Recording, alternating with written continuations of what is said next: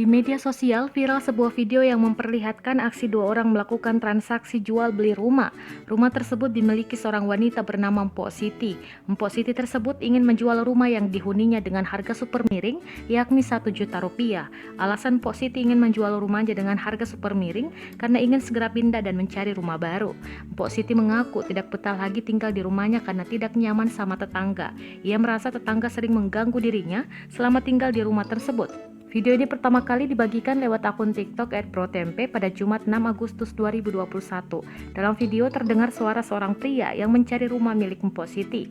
Pria itu lalu bertanya apakah benar rumah Mpok Siti mau dijual dengan harga murah. Pria itu lalu merasa bingung kenapa rumah yang disebutnya lumayan gede dijual dengan harga murah. Pria itu lalu bertanya apa alasan si wanita menjual rumah tersebut.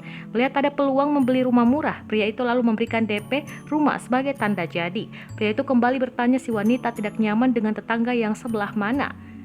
Betapa terkejutnya si pria saat melihat tetangga yang dimaksud dari si wanita. Bahkan pria itu tidak mengambil DP yang sudah diberikan.